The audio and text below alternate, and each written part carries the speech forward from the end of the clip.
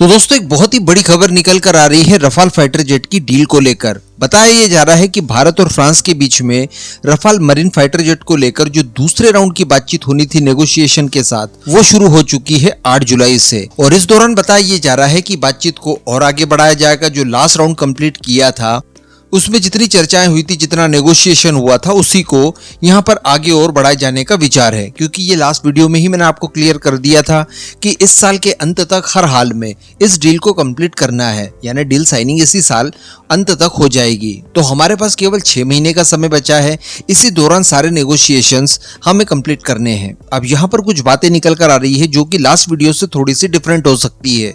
एक तो यहाँ पर कीमतों को वापस से 50,000 करोड़ के आसपास बताया जा रहा है, जबकि लास्ट वीडियो में हम लोगों ने डिस्कस किया था कि कीमतों को लेकर 40,000 करोड़ के आसपास की बातें बताई गई है। तो यहाँ पर एक्चुअली समस्या ये हो सकती है कि किसी के भी पास अभी कीमतों को लेकर पर्याप्त सही खबरें मौजूद नहीं है, इसलिए केवल स्पेक्यूलेशन यहाँ पर किए जा रहे हैं। वैसे भी मोदी गवर्नमेंट का हम लोग ट्रैक रिकॉर्ड देख सकते हैं।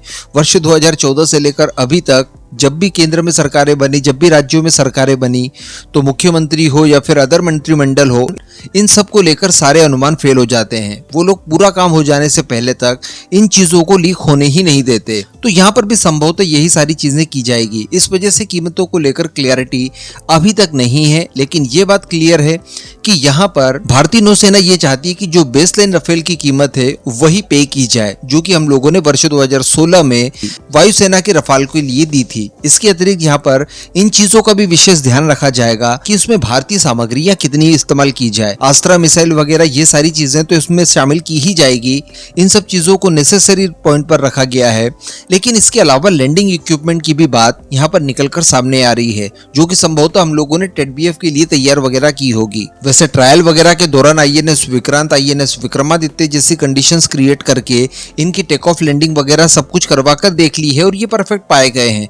लेकिन जब रियल टाइम कंडीशन में ये ऑपरेट किए जाएंगे हमारे एयरक्राफ्ट कैरियर से, तो परिस्थितियां काफी हद तक डिफरेंट हो सकती है। इस वजह से बताया ये जा रहा है कि जो लैंडिंग अरेस्टर वगैरह होता है या फिर अदर लैंडिंग वगैरह के जो इक्विपमेंट्स होते हैं वो सारे स्वदेशी इस्तेमाल किए जाएं। इसके अलावा फ्रांस की तरफ से ये भी दलीलें दी जा रही है कि देखिए, वायुसेना के रफाल की तुलना में ये रफाल थोड़े से अलग होंगे। डेफिनेटली जो नेवल फाइटर जेट होते हैं इनके लैंडिंग गियर्स वगैरह बिल्कुल ही डिफरेंट टाइप के बनाए जाते हैं।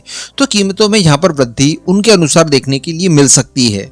तो इन सब चीजों को लेकर भी नेगोशिएशन किया जा रहा है। बाकी जो हमारी वायुसेना के विमानों में इंडियन स्पेसिफिक एनहांसमेंट किए थे वो हर हाल में इसमें भी किए जाएंगे, ये बात भी क्लियर हो चुकी है।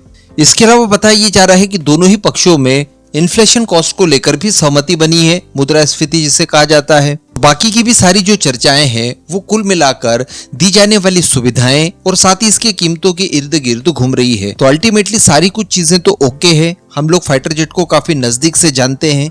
केवल और केवल नेगोशिएशन बाकी था और उसी को लेकर यहाँ पर दूसरे राउंड की बातचीत शुरू की गई है, जो कि अगले 10 से 12 दिन चल सकती है। इसके अलावा भी कई सारे राउंड्स कंडक्ट किए जाएंगे और फाइनली डील को कंडक्ट किया जाएगा। हालांकि एच लेने के लिए फ्रांस द्वारा पहले ही एमआरओ फैसिलिटी देने का प्रॉमिस कर दिया गया है, तो ये वहां पर एक एडवांटेज की तरह देखा जा सकता है फ्रांस के लिए। बाकी जो लोकल मैन्युफैक्चरिंग के लिए भी वो लोग बोल रहे हैं भारत में जल्द ही फैसिलिटी तैयार की जा सकती है, तो ये मूव भी उन्हीं के पक्ष में जाता हुआ यहाँ पर दिखाई दे रहा है।